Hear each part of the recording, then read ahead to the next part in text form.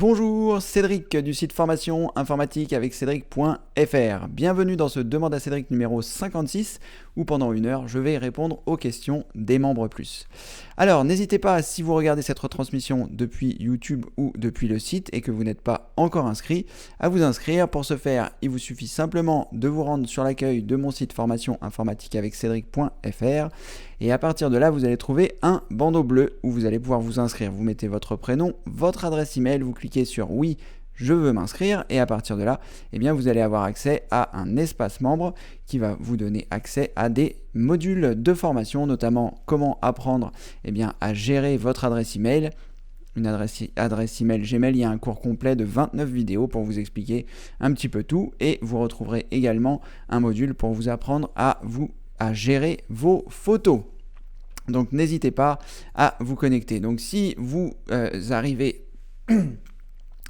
si vous arrivez et que la page est comme ceci, vous mettez vos coordonnées là et la nouvelle version va bientôt arriver. Donc si vous arrivez et que ça ressemble à ça, vous mettez vos coordonnées ici et vous aurez donc accès au module pour envoyer des mails comme un pro, pour gérer vos photos et beaucoup d'autres modules de formation qui seront à votre disposition. Allez, ceci étant dit, on va pouvoir démarrer. Donc la première chose que je voulais faire, c'était vous saluer pour les personnes, les membres plus qui sont parmi nous. Donc soyez les bienvenus, merci pour ceux qui sont arrivés un petit peu en avance, comme ça on démarre. Donc bienvenue à Daniel, bonjour, Louis-Paul, bonjour, Yves-Pierre, bonjour, Sacha, bonjour Morissette, bonjour Albert, bonjour Tania, bonjour Daniel, bonjour Roger, bonjour Sou, Mathilde, Mario et Alex et Gabriel, voilà, nous sommes 22, donc n'hésitez pas à participer, n'hésitez pas à poser vos questions, je vais tenter d'y répondre comme d'habitude. Vous connaissez désormais le principe, vu que ça fait 56 fois pour les demandes à Cédric et 31 fois pour les demandes à Cédric quotidien, donc on est un petit peu rodé désormais. Donc, juste avant que je commence à répondre à vos questions, je voulais vous parler d'une nouvelle chose que j'ai faite aujourd'hui. Alors c'est pas 100% terminé, mais malgré tout j'ai bien avancé, le travail va rester à faire, mais j'ai créé une page qui sera bientôt disponible sur le site, qui est une sorte de guide d'achat qui va vous permettre d'avoir, lorsque vous ne savez pas trop quoi acheter, j'ai mis ça en place. Ça fait très longtemps que je pensais à ça, parce que c'est vrai que quand on a envie d'acheter quelque chose, on n'est pas forcément au fait de ce qui se fait, on n'a pas forcément envie de tout comparer sur internet. Donc je me suis dit que j'allais vous faciliter la tâche avec cette page qui, le matériel que je vous recommande, ça s'appelle, ici on voit sur la gauche un très joli boîtier de PC qui s'appelle le S-Frame InWin, qui est très très joli, qui est très difficile à rendre beau, mais une fois qu'on l'a fait, vous voyez, c'est très joli. Et ensuite, en dessous, vous allez retrouver quelques conseils pour acheter sur internet. Et ensuite, nous arriverons directement dans les composants pour monter votre ordinateur. Donc j'ai décomposé ça sous forme de matériel dont vous avez besoin pour monter votre ordinateur, un boîtier, une alimentation électrique, une carte mère, un processeur, le refroidissement du processeur, la mémoire vive, le disque dur ou le SSD, la carte graphique, les disques durs externes éventuellement, les clés USB, les imprimantes. Voilà. Donc là, j'ai séparé ça en catégories, et dans chaque catégorie, il y aura quatre propositions, si vous voulez. Il y aura l'entrée de gamme qui sera une entrée de gamme au meilleur rapport qualité-prix. Donc toutes les références que je vais mettre ici, c'est du matériel de qualité. C'est pas quand il y a marqué entrée de gamme, ça ne veut pas du tout dire que c'est de mauvaise qualité. C'est l'entrée de gamme, le meilleur rapport qualité-prix de l'entrée de gamme. Donc 1, 2, 3, 4, il y aura l'entrée de gamme, le moyen de gamme et le haut de gamme. Et l'inaccessible, donc je ferai une petite, quand ce sera possible, une petite base inaccessible pour les gens qui veulent vraiment aller loin. Ça peut par exemple être un boîtier comme celui-là, qui je ne sais plus exactement combien ça vaut, mais ça vaut cher pour un boîtier. En même temps, c'est tout en aluminium, il y a une forme très très spécifique, c'est magnifique, mais bon voilà, on n'en a pas forcément besoin quand on monte un PC. Mais vous aurez un petit peu l'inaccessible, comme par exemple sur une carte graphique Titan, ça vaut 1000 €. Donc même pour quelqu'un qui joue, c'est pas forcément le meilleur rapport qualité-prix, mais ça fait plaisir de voir qu'il existe du beau matériel et de voir comment à quoi ça ressemble. Donc voilà, donc je mettrai ça ici, et comme ça, si vous souhaitez vous composer un PC, il vous suffira de choisir les composants que vous voulez, de cliquer, vous arriverez directement sur la boutique. Je vais beaucoup travailler avec Amazon parce que je sais qu'ils sont sérieux, que c'est voilà, je choisirai les composants en fonction des vendeurs, en fonction de tout ça. Donc, et puis ce sera plus simple de tout centraliser. Et ensuite, on retrouvera en dessous, une fois que j'aurai terminé ça, on retrouvera le matériel que j'ai acheté et testé et commenté. Donc ça, ce sera un petit peu ce que vous aviez vu déjà avec par exemple l'enceinte UE Boom 2 que j'avais acheté, que j'ai testé, je vous ai donné quelques conseils d'utilisation. Malheureusement, je suis allé chez ma mère et elle me l'a subtilisé, donc du coup je l'ai plus, mais bon, pour vous dire que voilà, elle a adoré le concept, elle a réussi à s'en servir. Je lui avais acheté un téléphone, un smartphone, donc voilà, elle arrive à se connecter, elle arrive à s'en servir, elle la balade partout, elle va dans le jardin avec. Bref, elle en est super contente et du coup, je suis pas prêt de la revoir. Donc, en tout cas, voilà, ce matériel-là, j'ai acheté une GoPro, j'en parlerai aussi. J'ai acheté voilà, un boîtier pour faire des sauvegardes externes. J'ai acheté un certain nombre de choses et je partagerai avec vous ici dans cette rubrique le matériel que j'ai acheté, testé et commenté, les différentes choses. Donc, je ferai en général un déballage du produit pour que vous puissiez voir ce qu'il y a à l'intérieur et puis si vous avez envie de l'acheter, je donnerai 2-3 détails des raisons pour lesquelles je l'ai acheté. Et puis, je ferai aussi peut-être des vidéos d'utilisation si j'ai l'opportunité et si ça s'y prête. Et enfin, un test commenté, je sais pas, 3, 4, 6 mois après l'utilisation. Est-ce que j'en suis content? Est-ce que j'en suis pas content? Est-ce que c'était bien que je l'achète? Est-ce que c'est dans mon placard? Etc. etc. Voilà, donc toute une sorte de page qui vous permettra de voir, d'avoir une sorte de guide d'achat pour un petit peu tout ce qui peut exister. Et puis dans la rubrique le matériel que j'ai testé, ça vous permettra peut-être aussi de vous donner des idées. Si par exemple, j'en sais rien, je vous parle de mon NAS, de vous dire oui, c'est peut-être bien d'avoir un NAS, ou quand je vous parlerai d'un boîtier externe pour faire des sauvegardes avec des disques durs nus, peut-être que ça vous plaira aussi. Donc voilà, c'est à la fois pour vous montrer ce que j'achète et à la fois pour vous inspirer, savoir voilà, vous n'étiez pas forcément au courant que ça existait. Moi, des fois, je découvre des choses en regardant des vidéos d'autres personnes, donc voilà. Ce sera un petit peu le principe de cette rubrique. Donc j'ai commencé l'ossature, comme vous pouvez voir. Il va y avoir un petit moyen travail de référencement des composants. Avec des comparatifs que je trouverai sur internet, etc., pour vous simplifier la vie. Et voilà. Donc dans les grandes lignes, je suis content que cette rubrique puisse voir le jour, parce que je pense que ça va en aider certains d'entre vous. Si vous ne savez pas quelle clé USB acheter, si vous ne savez pas quel disque dur externe acheter, là, c'est les comparatifs chez un vendeur reconnu qui est Amazon, avec des tests d'utilisateurs, comme ça vous pourrez tout voir par vous-même. Voilà, allez, c'est ce que je voulais vous dire. On va pouvoir commencer le Demande à Cédric officiellement et je vais pouvoir répondre à vos questions. J'espère que vous avez eu l'opportunité d'en poser. J'ai vu qu'il y avait déjà quelques premières questions qui étaient arrivées. Donc, on y va.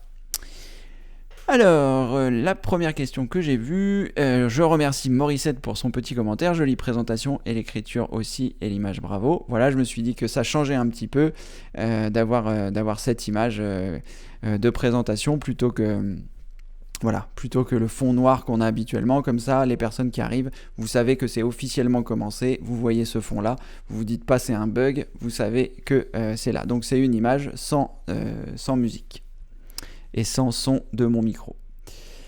Merci Morissette. Albert, bonjour à toutes et bonjour Cédric, bonjour Albert. Daniel, alors quelle police utilisez-vous pour votre présentation? Alors je suppose que c'est la présentation de cette image en question. Je vais essayer de la remettre à l'écran, je ne sais pas si je vais pouvoir. Oui, je vais pouvoir. Alors, je vais remettre juste vos questions. Voilà. Donc, la présentation. Donc, ici, la police du haut, je ne sais pas, je vais regarder. Et la police qui est là de type manuscrit, c'est une police que j'aime beaucoup, que j'ai trouvée il n'y a pas très longtemps, qui s'appelle Bernadette. Bernadette, si tu nous entends, tu es bien jolie. Donc la première police, il va falloir que je lance Photoshop pour vous dire ça. C'est une police standard, je crois que c'est du Franklin Heavy. On va vérifier ça ensemble. Je vais lancer Photoshop. Et donc pour récupérer Bernadette, je vous avais parlé du site qui s'appelle Dafonte. Donc il vous suffit simplement d'aller sur Google, de taper Dafonte, D-A-F-O-N-T, appuyez sur la touche entrée. À partir de là, vous allez trouver le site qui est là, Dafonte, police à télécharger. Et ici, dans le champ de recherche en haut à droite, alors attendez, c'est en train d'arriver. Dans le champ de recherche en haut à droite, vous tapez Bernadette. Et là, eh bien, la police va arriver, elle est ici, elle s'appelle donc Bernadette. Et pour la télécharger, vous cliquez sur télécharger, donc sur le bouton en face. Je vous avais déjà montré comment on fait pour télécharger une police dans les vidéos outils, me semble-t-il. Est-ce qu'il est en train de me la télécharger? Pas forcément, si, oui, non. Télécharger. Ah voilà, donc enregistrer sous. Je clique sur le bureau. Voilà, donc il va me l'avoir enregistré ici au format compressé. J'effectue un clic droit, je choisis... Pardonnez-moi. Je choisis extraire vers Bernadette. Il va me l'extraire dans un dossier. Et dans ce dossier, je trouve la police qui se trouve ici et une image qui montre comment est-ce qu'on s'en sert, enfin à quoi on peut s'en servir et à quoi elle ressemble. Et là, donc sur le TTF, vous pouvez cliquer 2 fois dessus si vous voulez pour voir à quoi ça ressemble. Et pour l'installer, vous faites un clic droit et vous choisissez installer. Et là, je ne vais pas le faire puisqu'elle est déjà installée sur mon ordinateur. Et à partir de ce moment-là, eh bien, elle sera installée. Vous pourrez l'utiliser dans Word. Enfin, en tout cas, je pense. Si je lance Word ou dans n'importe quel traitement de texte. Moi, je l'utilise surtout avec Bernadette. J'utilise surtout avec Photoshop. Et là, eh bien, vous devriez la retrouver dans les polices. Est-ce qu'elle est là, Bernadette? La voici. Voilà. Et vous pouvez modifier le corps du texte 48. Et vous pouvez mettre des majuscules qui sont aussi très jolies. Et voilà, vous avez votre police Bernadette qui est installée sur votre ordinateur. Alors, si toutefois elle n'est pas disponible dans votre Word ou votre logiciel de traitement de texte, vous pouvez fermer votre logiciel de traitement de texte et le relancer. Peut-être qu'il était déjà ouvert et qu'il n'a pas pris en considération que vous avez installé cette police. Et si ça ne fonctionne toujours pas, vous redémarrez votre ordinateur et là, ça devrait être pris en compte. En théorie, depuis avec Windows 8, avec Windows 10, lorsque vous installez une police de caractère, elle est tout de suite disponible dans l'application que vous utilisez, mais il peut arriver qu'elle ne se soit pas chargée au démarrage et que voilà, ça n'ait pas fonctionné correctement. Du coup, vous redémarrez votre ordinateur et ça devrait être bon. Donc ça, c'est pour la police qui se trouve là. Et pour la police qui se trouve en haut, je vais regarder rapidement, c'est du Franklin Gothic Heavy. Alors je sais pas si c'est une police qui est disponible sur Dafont ou est-ce que c'est une police qui a été rendue disponible lorsque j'ai installé Photoshop. On va regarder si elle est disponible sur Dafont ou si elle est Franklin. Ouais, non, c'est pas celle-là. C'est une police qui doit être disponible peut-être avec le système, je sais pas. Ou alors c'est une police qui était disponible avec Photoshop quand je l'ai installé. Ça s'appelle Franklin. Comment j'ai dit? Oh, j'ai refermé. Franklin Heavy. Voilà. Voilà Daniel, j'espère avoir répondu à votre question. Si ce n'est pas le cas, n'hésitez pas évidemment à proposer à demander une précision. Roger, bonjour à tous, merci pour avoir modifié votre horaire pour le Québec, c'est très apprécié. Eh bien merci Roger, je pense à Mario, je pense à Colette, je pense également à vous Roger qui vous leviez à des horaires pas possibles. Et surtout que initialement ces changements d'horaire c'était pour que nos amis du Québec, vous, puissiez assister au maximum aux demandes à Cédric et au final je m'aperçois que 9h, 10h, 11h, midi c'était pas du tout des horaires qui étaient convenables pour vous. Donc j'aurais dû réfléchir un peu et regarder, mais bon, voilà. Maintenant, je me dis que on va voir un petit peu comment ça se passe. S'il y a des gens si certains d'entre vous trouvent que ces horaires-là ne sont pas convenables, n'hésitez pas, soit par l'intermédiaire du forum, soit directement ici. Si vous aimeriez avoir d'autres plages horaires, n'hésitez pas et je m'adapterai. Pour l'instant, je me dis que 18-19, c'est un format qui est pas trop mal. Vous êtes peut-être pas encore rentré du travail, ou donc dans ce cas-là, il y a le week-end, le samedi et le dimanche, où vous pourrez poser vos questions. Et puis je me dis que voilà, 18-19, moins 6 du Québec, ça fait midi. Ça reste un horaire raisonnable. Si vous rentrez chez vous manger le midi, vous pouvez peut-être suivre le demande à Cédric et poser vos premières questions pendant que vous mangez. Bref, voilà. J'ai pas calculé avec la réunion, j'ai oublié le décalage horaire. J'espère que c'est pas plus 6 parce que là, c'est vrai que si c'est plus 6, il va falloir que je fasse des demandes à Cédric plutôt vers midi 1h. Enfin, il sera toujours temps de voir ça si nos amis de la Réunion se manifestent. Voilà Roger, en tout cas avec plaisir. Sou, bonjour Cédric, vous nous gâtez pour patienter. Eh bien écoutez, Sou, je suis content que ça vous plaise. Tant mieux. Alors, bonjour Cédric et à tous. Que pensez-vous du gestionnaire de mots de passe d'Avast mise à jour aujourd'hui? Alors malheureusement Mathilde, je n'ai pas... Alors déjà, je n'utilise pas Avast. Ensuite, s'il vient d'arriver aujourd'hui, je n'en ai pas entendu parler. Du coup, je peux pas trop vous donner mon avis par rapport à ça. Mais mon avis va être un petit peu comme hier quand je parlais des navigateurs. C'est-à-dire qu'à partir du moment où j'ai trouvé un outil qui fonctionne, je vais pas forcément en essayer 50 si je suis vraiment content de celui-là. Ça veut pas dire que je peux pas regarder à quoi ça correspond, mais voilà, dans le principe, j'ai tendance à garder les outils qui fonctionnent bien. Et donc pour le gestionnaire de mots de passe que j'utilise, Dashlane, et que je vous ai recommandé sous forme d'une vidéo et que j'utilise maintenant depuis un petit moment, il m'avait moi été recommandé par un spécialiste de la sécurité informatique et donc voilà, c'est pour ça que je l'utilise. En plus, il a le mérite d'être gratuit. Il y a effectivement une version payante qui permet de synchroniser avec tous ces appareils, mais vous n'êtes même pas obligé d'utiliser cette version payante, même si vous voulez l'utiliser sur plusieurs appareils. Moi, j'ai la version gratuite pour l'instant. Je ne sais pas si je vais passer à la version payante, mais quoi qu'il en soit, je peux très bien exporter mon archive de mots de passe et l'importer sur mon autre ordinateur et je retrouve tous mes mots de passe sur l'autre ordinateur. C'est juste que ça nécessite de faire une exportation, une copie du fichier et une importation dans l'autre. Mais sinon, vous pouvez totalement le faire avec ça. Donc du coup, malheureusement, Mathilde, je ne vais pas pouvoir vous parler du gestionnaire de mots de passe d'Avast pour les raisons que j'ai évoquées tout à l'heure, que je ne le connais pas et que j'ai cet outil qui pour moi répond totalement à mes besoins et que je trouve vraiment fantastique. Et pour l'instant, je n'ai pas vraiment de défaut à lui. Je ne lui ai pas vraiment trouvé de défaut. Il répond vraiment à l'ensemble de mes besoins pour le stockage de mes mots de passe et je trouve qu'il est vraiment très bien fait. Donc voilà, c'est en tout cas ce que je peux vous dire par rapport à la gestion des mots de passe, Mathilde. Bonjour Mario, bienvenue parmi nous. Alors Gabriel, bonjour Cédric et à vous tous. Aujourd'hui j'ai deux questions concernant redimensionner une photo en 1080-1080.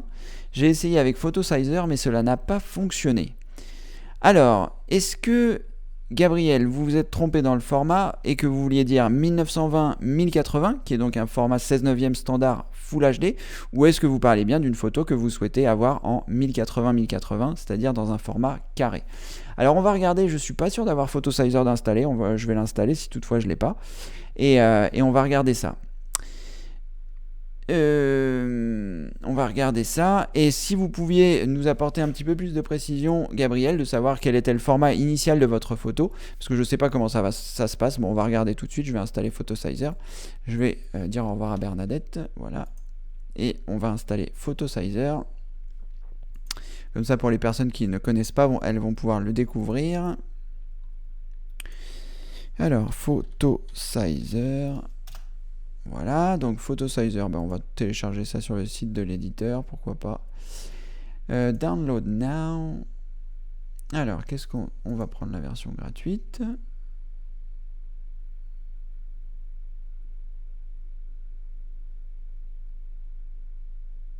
Alors, enregistrer sous. J'espère que tout va bien se passer, il n'y a pas de raison, mais bon. Voilà.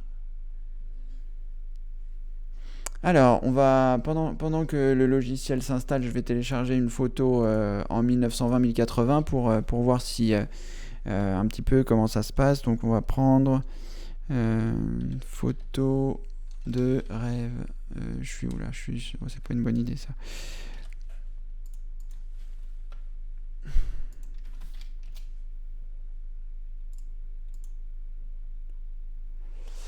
Alors, une photo de rêve.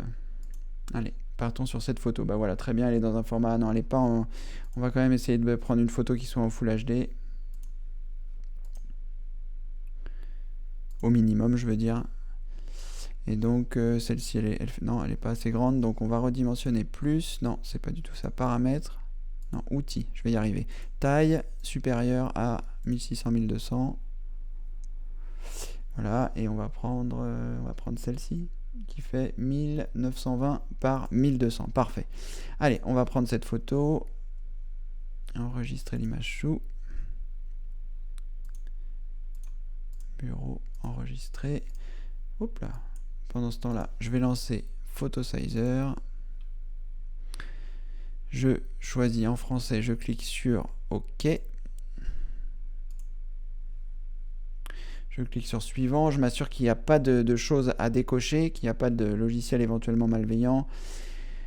Puis examiner les termes de Photosizer, c'est bien ça. Donc je clique sur j'accepte les termes, je clique sur suivant. Rien de spécial, je clique sur suivant. Alors vérifier automatiquement les mises à jour, je vais décocher. Créer un raccourci dans la barre de lancement rapide, je vais décocher. Créer sur le bureau, je vais laisser, puisqu'on va s'en servir maintenant. Pardon, installer. Alors, on va pas lancer Photosizer tout de suite, je fais fermer. Je vais juste regarder si mon image est suffisamment grande. On dirait que oui. Clic droit, propriété, détail, 1920, 1200. Voilà. Donc, on va partir du principe que vous ne vous êtes pas trompé, Gabriel, et que vous voulez faire de cette photo une photo en 1080 par 1080. Donc là, elle est plus large de tous les côtés vu qu'elle fait 1920 par 1200. Donc, je lance le logiciel Photosizer. Je vais choisir continuer. À partir de là, donc je vais pouvoir glisser mon image dans la zone grise. Donc, je vais agrandir un petit peu. C'est marrant que ça rame comme ça. Donc, je glisse mon image ici. Et là, à partir de là, je vois les propriétés de mon image, qu'elle fait bien 1920, 1296 dpi, ce qui est assez original. Alors ensuite, vous allez avoir la possibilité de recadrer. Ici, vous voyez dans les paramètres de redimensionnement, je regarde si oui, c'est bon, recadrer, et à partir de là, vous allez pouvoir donc choisir une taille personnalisée. Donc ici, c'est en pourcentage, moi je vais mettre en pixels, donc px, puisque vous voulez une photo en 1080 par 1080. Et ensuite, une fois qu'on a fait ça, on va dire démarrer. On va dire que ça doit suffire. Voilà, ouvrir le dossier de destination. On va cliquer 2 fois dessus. Et là, ça me paraît bizarre parce que ça m'étonnerait que cette image soit en 1080 par 1080. 1720 par 1080. Alors, pourquoi est-ce que ça a fait ça? Tout simplement parce que je lui ai dit de garder le ratio d'aspect. Et donc, il est parti de la zone... Comme il a gardé le rapport entre la largeur et la hauteur, le fait de mettre 1080, il considère que lui, vu que la hauteur fait 1080, la largeur fait 1728. Je pense que si vous décochez maintenir le ratio d'aspect et que vous mettez 1080, ça va fonctionner.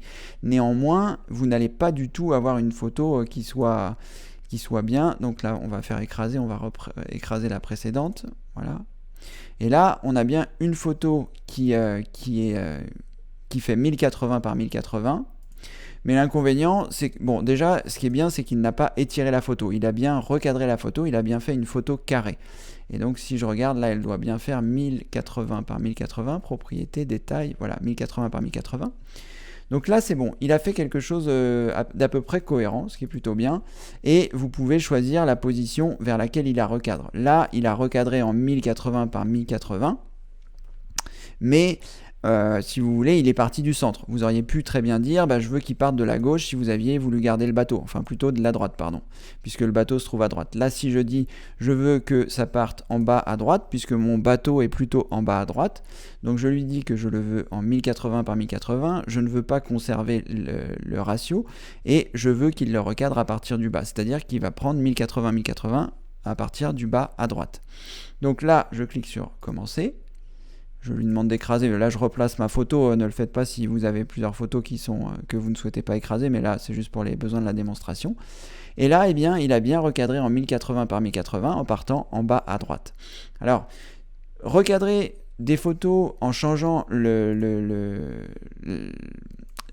ratio, c'est pas forcément avec le logiciel Photosizer que je le ferai. Pourquoi? Eh bien parce que vous allez quand même être limité dans cet effet de recadrage. Alors que si vous prenez un logiciel comme GIMP, eh bien vous allez pouvoir choisir que votre redimensionnement se fait à l'endroit de votre choix. Si vous voulez faire une photo carrée de cette photo initiale, vous pouvez très bien avoir envie je ne sais pas d'ailleurs si on ne peut pas recadrer avec directement avec le logiciel fourni avec Windows. Apparemment, il n'y a pas de recadrage. Ça c'est quoi? Non plus. Bon, apparemment on peut pas. Donc il faut avoir un logiciel comme GIMP et à partir de GIMP, vous pourrez choisir votre recadrage. Avec Photosizer, c'est un petit peu moins, vous pourrez un peu moins contrôler votre recadrement. Donc c'est un petit peu moins sympathique si je puis dire, un petit peu moins convivial ou un petit peu moins adapté. Peut-être que j'ai raté un des paramètres de recadrage et qu'on peut le faire à la main, mais j'ai pas l'impression. Là c'est vraiment voilà, Photosizer c'est vraiment un logiciel pour traiter vos photos en masse et donc ça voilà, vous avez un nombre d'options qui sont limitées. Voilà Gabriel, j'espère que j'ai répondu à votre question et si ce n'est pas le cas, n'hésitez pas à mettre un complément dans le chat. Tania, alors j'ai suivi vos conseils, je suis allé dans le gestionnaire des tâches pour supprimer les applications qui ralentissent au démarrage. Se trouve Catalyst Control Center qui est faut-il le désactiver? Alors, je pense que vous pouvez le désactiver, Tania. Catalyst Control Center, c'est une application qui va vous permettre, par l'intermédiaire de la zone de notification, d'ailleurs, ah bah non, j'ai plus le Control Center vu que je n'ai plus une carte Nvidia.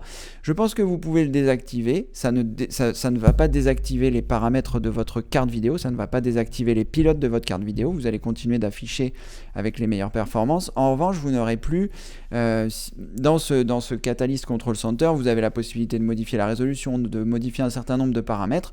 Et dans ce cas-là, eh bien, vous ne pourrez plus les modifier. Il faudra lancer l'application quand vous souhaiterez le faire. Mais honnêtement, j'avais une carte graphique ATI avant, donc j'avais aussi ce Catalyst Control Center et j'ai dû m'en servir 3 fois en 4 ans.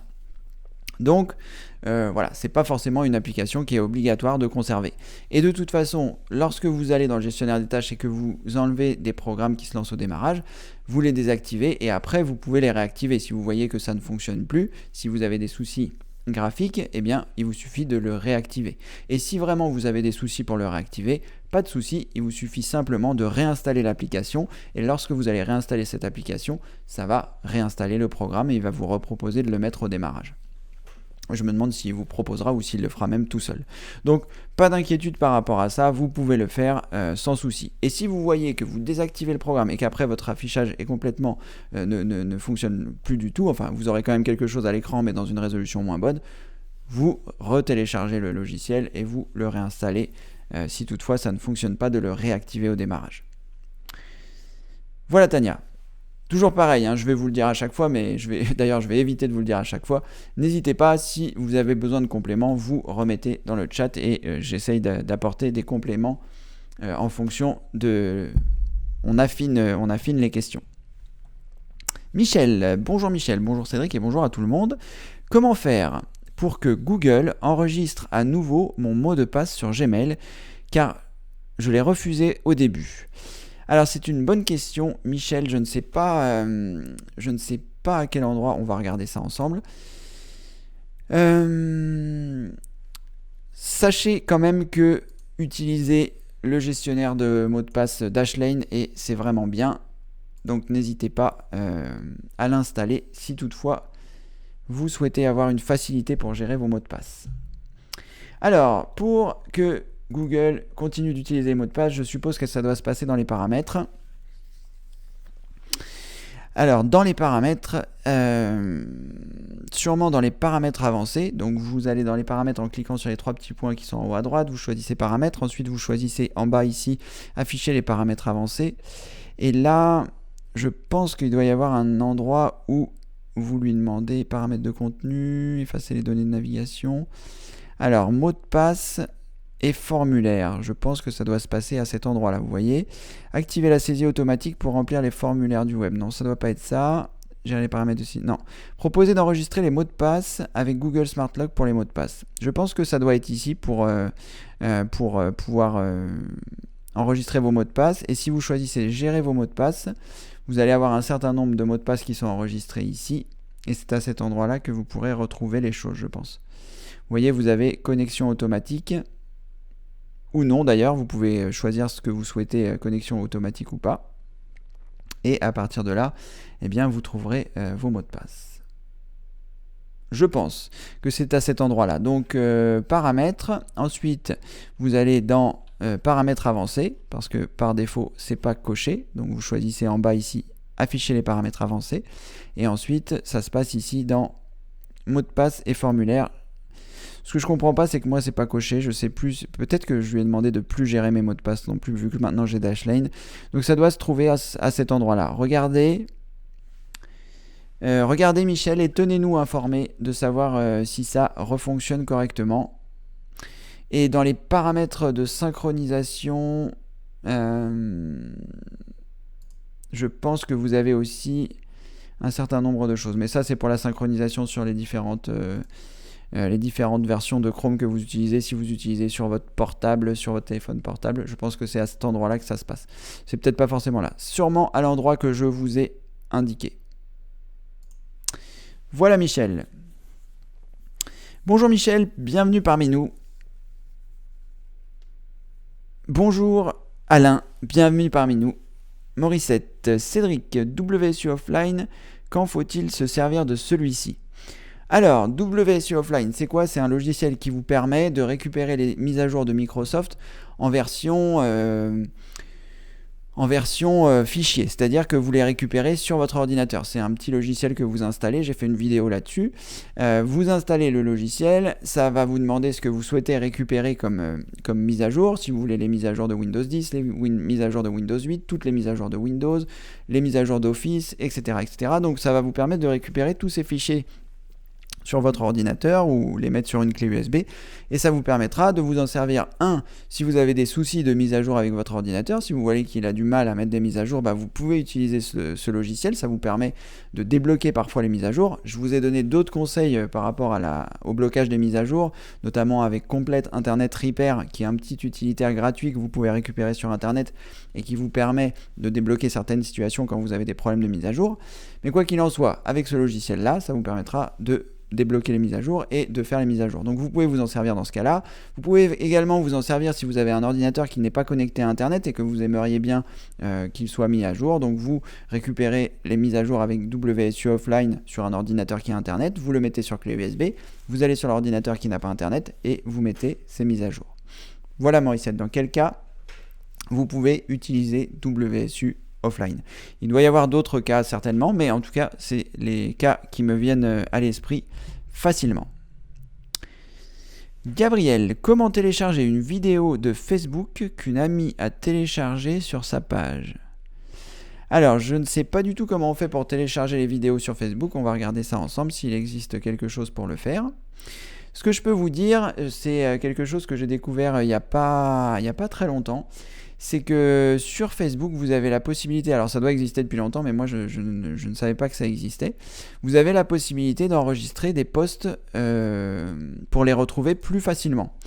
Donc ça marche aussi sur le téléphone. Je vais essayer de vous montrer comment ça se passe ici dans Facebook. Je vais enlever mon visage, comme ça vous verrez mieux.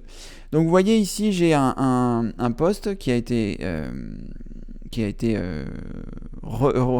partagé par Wilfried, et si je souhaite, je peux cliquer ici sur le triangle et choisir enregistrer la vidéo. Et là, lorsque je vais faire ça, enregistrer la vidéo, il va avoir enregistré dans mon Facebook les choses que j'ai enregistrées. Vous pourrez le retrouver sur la colonne de gauche dans enregistrement. Ici, vous retrouverez les choses que vous avez enregistrées. Donc moi ici j'ai enregistré, vous voyez, le dernier aujourd'hui qui est ici, et j'ai enregistré un certain nombre de choses, notamment les jus que je réalise, je les enregistre ici pour pouvoir les retrouver plus facilement. Donc ça vous permet d'enregistrer, et ensuite vous avez la possibilité en haut de trier. Il dit que j'ai enregistré 2 liens, 3 vidéos, un produit, 43 photos, et là ça me permet, si je veux voir que les photos, Je clique sur photo et là il ne voit que les photos que j'ai enregistrées. Ou je peux recliquer sur tout et à ce moment-là je revois tout. Donc ça c'est vraiment une fonctionnalité qui est très pratique. En revanche, je pense que c'était pas ça votre question. Vous voyez, j'ai cliqué sur la croix pour que ça disparaisse, puisque ce n'est pas quelque chose forcément que je souhaite garder. En revanche, ce que je pense que vous souhaitiez faire, c'était de pouvoir enregistrer sur votre ordinateur les vidéos de Facebook. Donc je ne sais pas s'il existe un outil, on va regarder ça ensemble. Enregistrer les photos, les vidéos de Facebook. Voilà, c'est pas du tout une fonction que j'utilise. Alors, donc déjà, on va pas se rendre ici. Ça me dit rien qui vaille.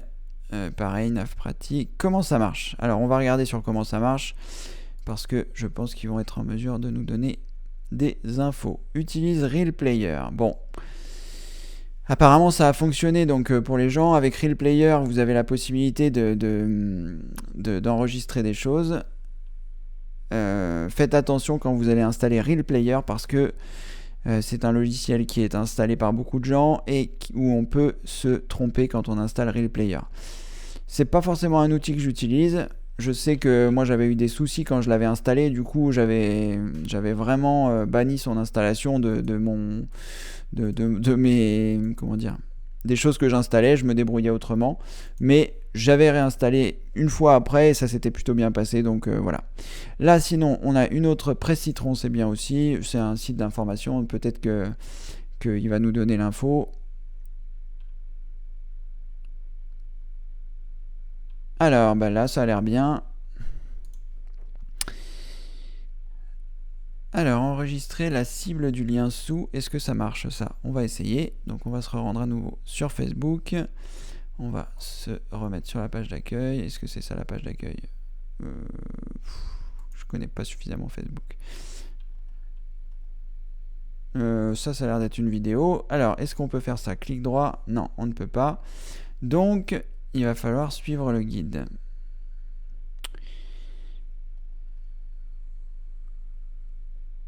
Alors, je vais vous copier-coller l'adresse. Comme ça, vous allez pouvoir lire l'article. Je ne vais pas forcément le faire maintenant.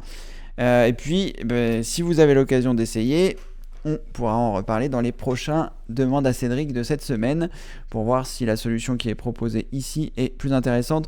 Parce que c'est vrai que moi j'ai tendance à privilégier les solutions où on peut récupérer les choses sans avoir forcément envie d'installer un logiciel supplémentaire. Vous me connaissez désormais, vous savez que lorsque je peux éviter d'installer des choses, je le fais. Donc voilà, je vais prendre 2 petites secondes pour créer un nouveau document texte avec l'adresse que je viens de vous partager, comme ça me permettra de la mettre dans la retransmission. Je vais mettre pardon, DAC-055-note. Voilà, comme ça je pourrais le mettre dans directement sur la page de la retransmission, vous aurez accès au lien. Voilà.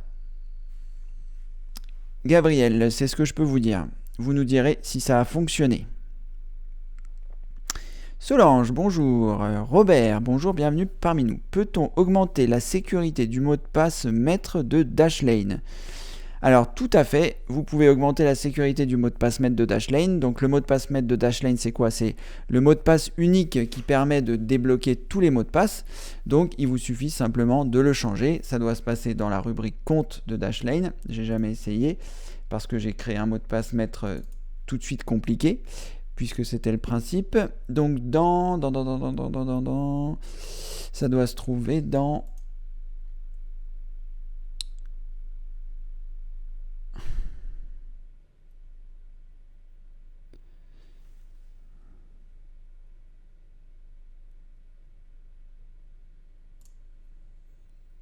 alors, peut-être dans Préférences, ensuite dans Compte, et là, vous pouvez changer votre mot de passe maître.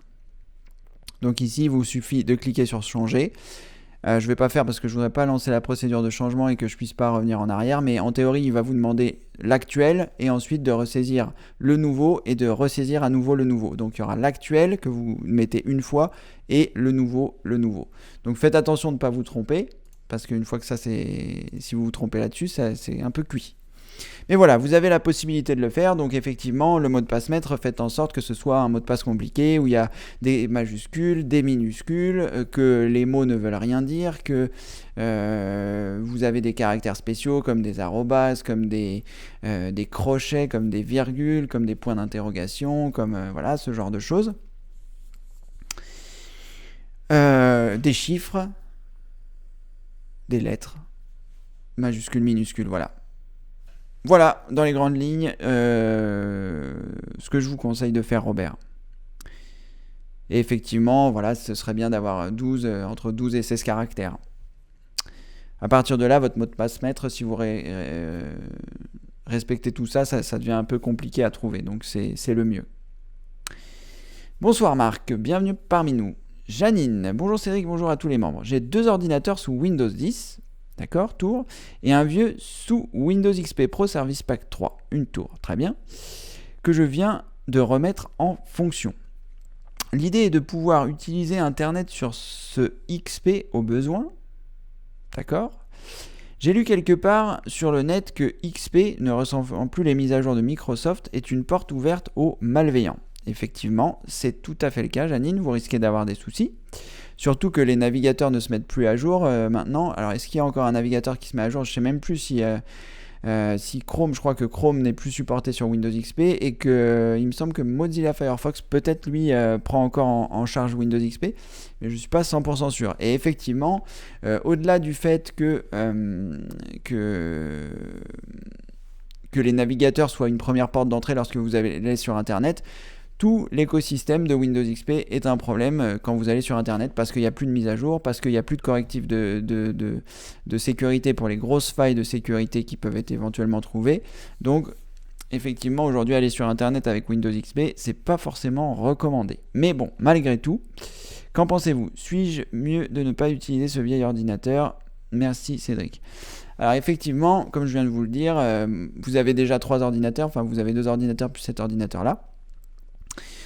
Moi, ce que je ferais, si vous voulez aller sur Internet avec, c'est quel conseil je pourrais vous donner ? On a donné déjà des premiers conseils sur le mini-guide de la sécurité. Je vais re-regarder si... je pense qu'ils sont toujours pertinents, mais je vais voir si ça pourrait apporter un complément avec ce que je voulais vous donner. Donc le mini-guide de la sécurité Internet se trouve désormais dans la formation « Je nettoie à fond mon ordinateur » puisque ça va un petit peu avec. Donc vous le retrouvez avec cette formation-là et il est ici, le mini-guide de la sécurité Internet. On avait donné des conseils avec Benoît sur comme Windows XP allait s'arrêter. Ça fait déjà un petit moment qu'il s'est arrêté, avril 2014, mais c'est incroyable comme le temps passe vite. Donc les règles qu'on vous avait indiquées étaient donc sauvegarder vos données. Alors moi, ce que je vous conseille par rapport à ça, vu que vous avez... Pardonnez-moi. Vu que vous avez 2 autres ordinateurs, en théorie, vous n'avez pas besoin d'avoir de données sur ce Windows XP. Ce que je vous conseille, c'est d'extraire les données que vous avez aujourd'hui, que ce soit vos documents, vos images, vos vidéos. Enlevez toutes vos données personnelles pour que si vous avez la moindre infection, eh bien vous puissiez réinstaller votre ordinateur sans risquer de perdre vos données. Donc ça, faites une sauvegarde de vos données et même en allant plus loin d'une sauvegarde, ne mettez plus aucune donnée personnelle sur cet ordinateur-là. Alors, installer un antivirus gratuit, inutile d'engager des frais, c'est ce qu'on avait dit. Je ne sais pas si Microsoft Sécurité Essentielle fonctionne encore sur Windows XP. Et puis, c'est sûr que, je suis pas sûr qu'il soit mis à jour. Et l'intérêt d'un antivirus, c'est qu'il soit mis à jour. Donc, vous pouvez éventuellement essayer d'installer Avast. Je ne sais pas si Avast, dans sa dernière version, s'installe sur Windows XP. Et j'espère que c'était un ordinateur Windows XP qui n'avait pas trop qui n'était pas trop ancien parce que les nouvelles versions des logiciels sont parfois gourmandes et très gourmandes en termes de performance sur votre ordinateur, besoin d'avoir de la mémoire vive, besoin d'avoir un processeur qui tient à peu près la route. Et un ordinateur qui a Windows XP, c'est un vieil ordinateur, donc qui n'a pas forcément... le fait d'installer Avast va peut-être faire ramer énormément votre ordinateur. Donc, soit vous installez Avast, soit vous n'installez pas Avast. Ensuite, utiliser un navigateur moderne, donc ça, c'était une règle qu'on avait mise, mais qui n'est plus forcément valable parce que je crois que Chrome ne fonctionne plus sur Windows XP. Mettez vos programmes à jour. Donc là, voilà, si vous avez la possibilité de le faire, mettre vos programmes à jour si vous utilisez Flash Player. Donc si vous utilisez Mozilla Firefox, il faudra mettre Flash Player à jour. Acrobat Reader. Si vous pouvez éviter d'utiliser Java, ce sera encore mieux. Mais si vous l'utilisez, mettez-le à jour. Soyez encore plus prudent quant au site que vous visitez. Donc effectivement, n'allez pas n'importe où avec cet ordinateur sous peine de le voir très rapidement infecté. Évitez d'installer des logiciels. Donc là, pareil, si comme Windows XP ne sera plus trop protégé avec les dernières menaces qui peuvent arriver, évitez d'installer des logiciels dessus si vous avez des logiciels que vous ne connaissez pas. Ou alors, si vous utilisez votre ordinateur pour justement tester des logiciels, dans ce cas-là, il faut que vous vous prépariez à réinstaller votre ordinateur souvent, soit par l'intermédiaire d'un logiciel comme Acronis pour redescendre une image que vous auriez déjà faite récente, et auquel cas ce serait pratique. Mais sinon, voilà, évitez d'installer des logiciels. Enfin, désinstaller toutes les versions de Java si vous ne l'utilisez pas. Donc ça, c'est ce que je vous disais tout à l'heure. Et enfin, déconnectez-vous d'Internet et préparez-vous au changement de votre système. Donc là, on n'est pas du tout dans cette règle-là, puisque évidemment vous souhaitez aller sur Internet. Donc si vous allez sur Internet, n'allez pas sur votre site de banque, n'allez pas sur des sites où vous avez des mots de passe sensibles, parce que voilà, vous pouvez ne pas avoir l'impression d'avoir été infecté et que vous ayez récupéré un keylogger ou je ne sais quoi. Et donc voilà, Windows XP étant quand même désormais une plateforme fragile, il a été arrêté, la prise en charge a été arrêtée en 2014, on est déjà en 2017. Ça a été arrêté le 8 avril, donc on est à un mois de la date anniversaire de 3 ans, et c'était déjà un système qui avait déjà, 10 ans ou plus. Donc voilà, évitez, si vous avez la possibilité d'aller sur des sites sensibles, vous pouvez naviguer ou aller sur des sites sensibles si vraiment vous voulez que ce soit que c'est un ordinateur pour tester, mais dans ce cas-là, préparez-vous à le réinstaller souvent. Voilà, Janine, les questions que je peux vous donner par rapport à Windows XP. Si il y a encore aujourd'hui des personnes qui sont sur Windows XP qui nous écoutent, voilà, faites très attention avec Windows XP, à ce que vous faites, au site que vous visitez, suivez les conseils que je viens de vous donner, parce que Windows XP c'est un vieux système et il répond plus forcément aux attentes de sécurité d'aujourd'hui. Albert, peut-on installer Bernadette dans GIMP ? Je pense que nous pouvons faire ça, Albert, tout à fait. Une police de caractère va s'installer dans le système, comme je l'ai montré tout à l'heure, et à partir du moment où elle sera installée dans le système, il n'y aura pas de souci, elle sera prise en charge par les logiciels du système, donc il n'y a pas de raison que GIMP échappe à cette règle. Comme je vous le disais tout à l'heure, si vous voyez que dans GIMP vous ne la retrouvez pas, vous fermez GIMP, parce que peut-être que vous avez installé la police de caractère alors que GIMP était lancé, et auquel cas il n'a pas eu le temps de prendre en compte lors de son chargement que cette police était installée, et sinon, vous pouvez redémarrer votre ordinateur pour être sûr que votre système a lui bien pris en compte la police, et en théorie ça devrait être bon dans GIMP. En tout cas, je ne vois pas de contre-indication pour laquelle ça n'aurait pas fonctionné. Une petite précision par rapport aux polices, puisqu'on est en train de parler des polices. Lorsque vous allez installer une police de caractère, faites attention de ne pas en installer 50 000, enfin en tout cas beaucoup, parce que les polices de caractère s'installent dans la RAM et ça a tendance à ralentir l'ordinateur si vous êtes limité un petit peu en mémoire vive. Donc faites très attention parce que ça se charge au chargement du système, lorsque Windows se lance, lorsque vous allumez votre ordinateur, et ça peut ralentir votre ordinateur. Donc si vous voyez que votre ordinateur est lent et que vous dites « Ah bah tiens, j'ai installé 1000 polices de caractère », ça peut venir de là. Voilà, petite parenthèse concernant les polices de caractère. Marcel, bonsoir Marcel, bonsoir Cédric et bonsoir à tous, pas de questions, très bien. Mickey, bonsoir Mickey. Raymond, bonsoir. Raymond, avec votre identité d'agent secret a disparu, vous voilà de retour parmi nous, content. Bonjour Cédric, comment protéger sa connexion Wi-Fi ? Alors, comment protéger efficacement sa connexion Wi-Fi ? Alors, il y a certaines box, ça va venir de votre box, ça peut aussi venir d'un routeur. Si par exemple vous n'utilisez pas de box, ça dépend vraiment comment est-ce que vous avez votre réseau Wi-Fi. Moi par exemple ici j'ai ma box de chez Numéricable et j'ai rajouté derrière un routeur, c'est lui qui gère en fait ma connexion internet. Il y a un routeur qui est intégré dans ma box, mais comme j'avais un routeur et que j'aimais bien son fonctionnement, j'ai dit à ma box, tu ne sers qu'à te connecter à internet, et c'est le routeur qui va s'occuper du reste. Donc ça peut être une première chose. C'est de déléguer la connexion la gestion du réseau sans fil à un routeur. Sinon, votre box, certaines box, comme par exemple la Livebox, il me semble aussi la Dartybox doit le faire, la B-Box de chez Bouygues, vous avez la possibilité, vous devez appuyer sur un bouton pour que l'ordinateur puisse se connecter la première fois. Donc ça veut dire que même si vos voisins trouvaient votre mot de passe, eh bien ils ne pourraient pas se connecter à votre box. Il y a d'autres box comme par exemple la Freebox, je sais qu'ils n'ont pas ce système d'authentification en appuyant sur un bouton. Donc dans ces cas-là, il faut avoir une bonne clé de sécurisation de votre Wi-Fi. Donc dans ce cas-là, il faut vous rendre dans les paramètres de votre box. Donc ça dépend des box. Il y a des box qui sont sur lesquelles vous allez pouvoir vous connecter par l'intermédiaire d'une adresse IP. Donc l'adresse IP de la Livebox, je crois que c'est 192.168.1.1. Après, vous appuyez sur la touche entrée et vous allez arriver dans la configuration de votre Livebox. Il va vous demander votre mot de passe, votre identifiant, votre mot de passe, et à partir de là, moi ça fonctionne pas chez moi parce que j'ai pas une Livebox, mais si je tape l'adresse IP de mon routeur, je vais arriver dans mon routeur. Il faudra que je m'authentifie, mais voilà. Donc mettez donc une encryptation maximum, je crois que ça doit être en AES 256, les mots de passe cryptés, et mettez surtout un mot de passe très compliqué pour que ce soit difficile à casser pour les personnes qui voudraient casser votre connexion internet. Donc c'est à peu près les conseils que je peux vous donner.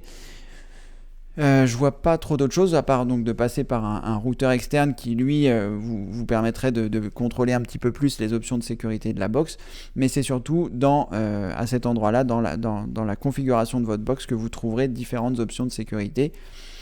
Prenez néanmoins en considération le fait que si vous changez les paramètres du Wi-Fi et que vous passez à un niveau de sécurité supérieur, parce que peut-être vous n'êtes pas au niveau de sécurité supérieur, sachez que il faudra modifier ça sur tous vos périphériques. Il faudra mettre à jour si vous changez votre mot de passe et si vous changez le type d'encryptation pour la sécurité. Donc il faudra faire ça sur tous les périphériques qui s'étaient connectés. Donc ça peut être les téléphones, les tablettes, les ordinateurs portables, les imprimantes. Voilà, ça peut engendrer un certain nombre de reparamétrages. Donc prenez bien ça en considération. Et enfin, qu'est-ce que je voulais vous dire que j'ai perdu ?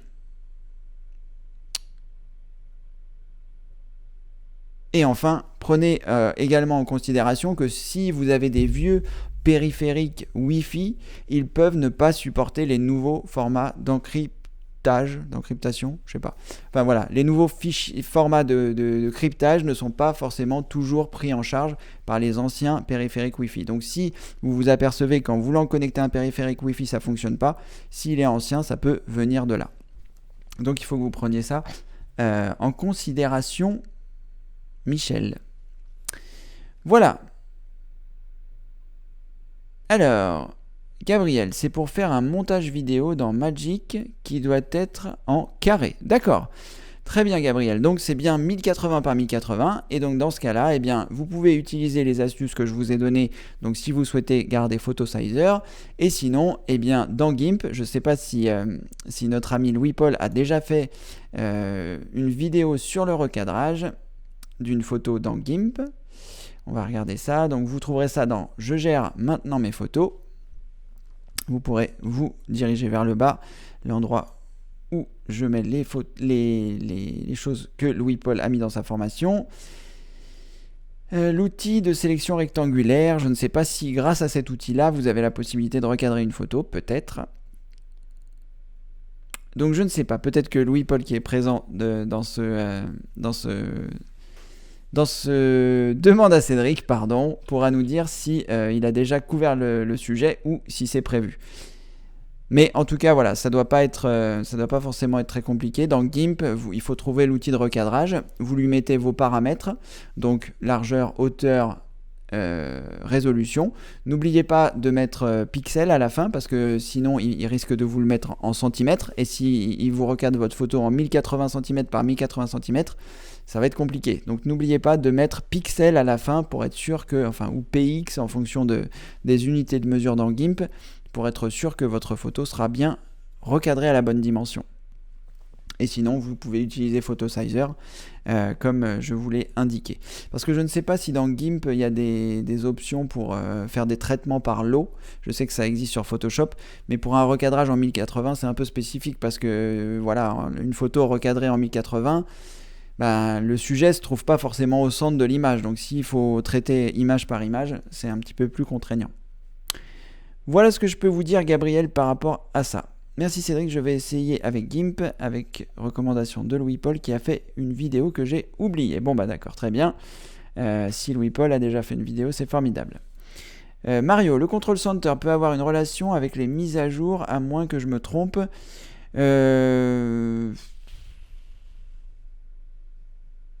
C'est une bonne remarque, Mario. Je sais pas. Je sais plus si le Control Center gère les mises à jour de la carte graphique. C'est pas impossible qu'il y ait ça. C'est pas impossible que, effectivement, le fait de désactiver le Control Center, il ne vous propose plus de mise à jour. C'est pas impossible. Cela dit, les mises à jour de la carte graphique sont un petit peu moins importantes en termes de sécurité que les mises à jour des logiciels ou les mises à jour de Windows. Elles sont essentiellement là pour corriger des bugs qui pourraient intervenir sur vos cartes graphiques quand vous jouez ou pour améliorer certaines performances quand vous jouez également. Sur Windows, avoir l'installation des pilotes de la carte graphique c'est pas forcément magnifique. C'est surtout si vous jouez, c'est surtout si vous avez besoin des performances de votre carte graphique. C'est plutôt à ce moment-là qu'interviennent les mises à jour. Les mises à jour du pilote et d'avoir des pilotes performants d'installer. Mais effectivement, c'est quelque chose à prendre en considération, Mario, vous avez raison. Tania, merci Cédric et Mario pour la réponse. Alex, bonsoir Cédric et à tous. Mon problème avec CCleaner évoqué hier viendrait apparemment de Kaspersky. D'accord, écoutez, c'est bien d'avoir trouvé parce que sur Google, il n'y avait pas grand-chose qui sortait hier. Donc apparemment un problème de compatibilité avec votre antivirus et Word. Donc ça fait un petit trio CCleaner, Kaspersky, Word qui serait un petit peu ennuyeux. J'ai essayé de réinstaller CCleaner et à chaque essai Kaspersky m'envoie fichier supprimé irréparable. Alors ce que vous pouvez faire, Alex, c'est de désactiver Kaspersky le temps de la réinstallation de CCleaner. Donc vous désactivez Kaspersky temporairement, 1 heure, je ne sais pas exactement à quel endroit ça se trouve parce que je n'utilise pas cet antivirus, mais quelque part vous devez pouvoir le désactiver. Vous le désactivez, vous désinstallez CCleaner pour être sûr qu'il est bien désinstallé. Vous réinstallez la dernière version, toujours avec Kaspersky désactivé. Et vous essayez de voir si ça fonctionne correctement et voir si Kaspersky n'a pas un petit souci et qui supprime des fichiers de CCleaner, ce qui paraîtrait assez étrange, mais on ne sait jamais. Dans ce cas-là, pensez à mettre à jour votre Kaspersky. Peut-être qu'il y a une mise à jour qui fait qu'ils ont vu qu'ils détectaient un faux positif dans CCleaner et qu'ils supprimaient un fichier. Peut-être que ça vient de là. Alex, vous pouvez regarder ça de votre côté. Donc, dans un premier temps, désactivez votre antivirus. Éventuellement jusqu'au prochain redémarrage ou jusqu'à ce que vous lui disiez de le réactiver. Une fois que vous aurez fait vos manipulations, ne faites rien d'autre entre temps, mais voilà, faites ça et puis tenez-nous informés. C'est vrai qu'il n'y avait pas beaucoup d'informations sur le sujet hier quand on a regardé sur Google et qu'il aurait peut-être fallu creuser un peu plus, mais je voyais pas trop dans quelle direction chercher. Et c'est bien que vous ayez pu voir qu'avec votre antivirus, ça posait un petit souci. Tenez-nous informés en tout cas, Alex, et n'hésitez pas si toutefois vous avez l'impression que ça se dénoue pas, n'hésitez pas à mettre un post sur le forum, on va continuer de chercher. Alors Alex, pour Gabriel, pour télécharger une vidéo sur Facebook, il suffit de copier le lien de la vidéo, clic droit sur la vidéo et aller sur télécharger une vidéo.fr et copier le lien. Merci Alex pour l'info. Donc ben voilà, il faut essayer ça ou sinon essayer ce que je vous ai envoyé par l'intermédiaire de Presse Citron. Je ne sais pas si c'est un peu différent ou si ça revient au même. Mais en tout cas, merci Alexandra pour l'information. Gabriel, ça vous fait 2 pistes à explorer.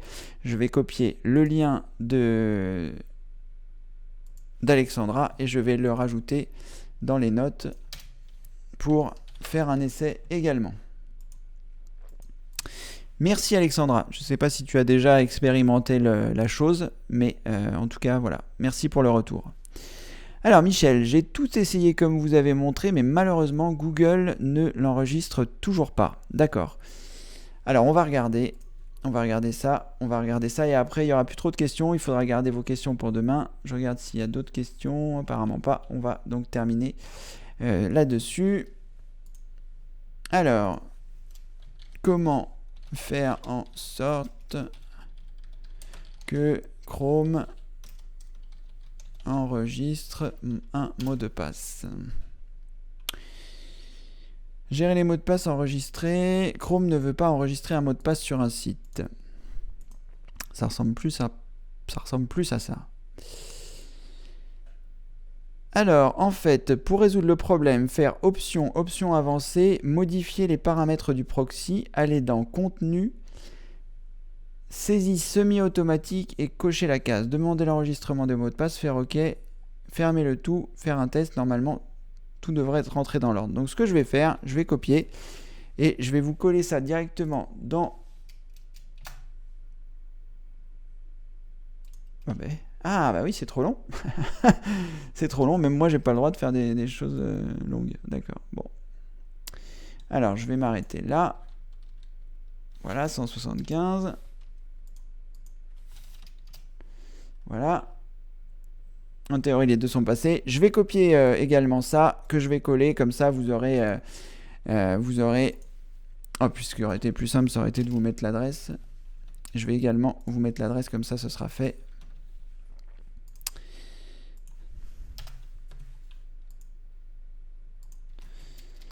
Voilà. Avec tout ça, ça devrait être bon. Si ça n'est toujours pas bon, on se voit demain pour la suite, évidemment.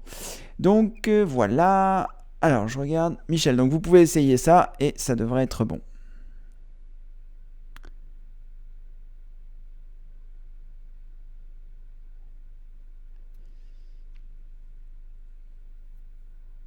Alors, Tania, Gabriel, je ne possède pas Facebook. Une amie m'a envoyé une vidéo qu'elle a téléchargée sur Facebook. Je n'arrivais pas à la lire. J'ai trouvé un... Merci Tania. On regardera ça demain.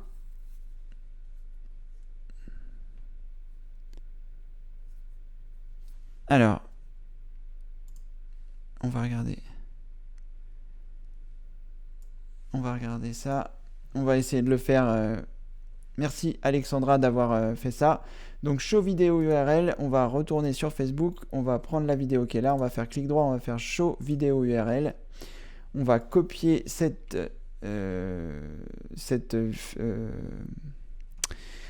adresse, pardon, je vais y arriver. On va se rendre donc sur le lien que nous a donné Alexandra tout à l'heure, comment enregistrer une vidéo. On va coller le lien de la vidéo ici, on va choisir obtenir le lien. Est-ce que j'ai partagé mon écran? C'est une bonne question. Oui, je vais enlever mon visage, comme ça ce sera bon. Et là, vous avez la possibilité de récupérer le format. Générer le lien de téléchargement. Donc on va choisir en MP4 et on va cliquer ici.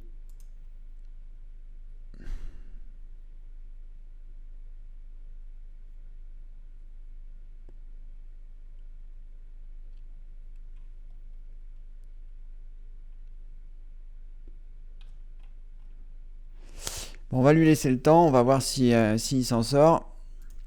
Pendant ce temps-là, je vais terminer rapidement, voir si tout va bien. Voilà, donc là, a priori, je peux télécharger la vidéo. Donc je clique ici pour télécharger la vidéo.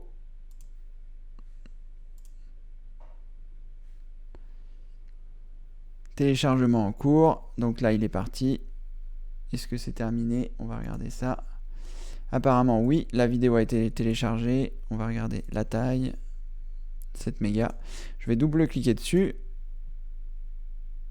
Et effectivement, on a récupéré la vidéo grâce à la technique formidable de Super Alexandra. Donc voilà Gabriel, vous avez même l'étape faite étape par étape. Vous pourrez regarder la retransmission si j'ai été un petit peu rapide, mais en tout cas ça a l'air de bien fonctionner.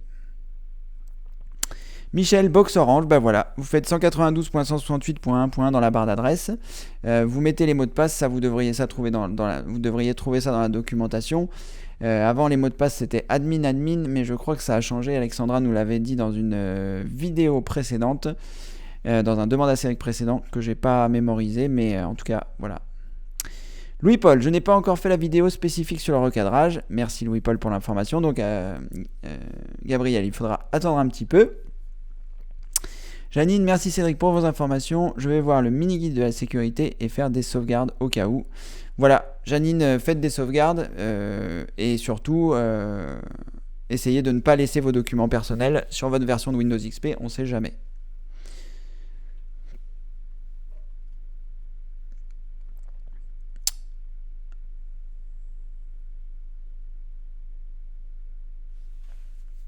Voilà, et Raymond nous dit que Magic Photo Designer gratuit peut être une solution pour changer d'échelle par lot.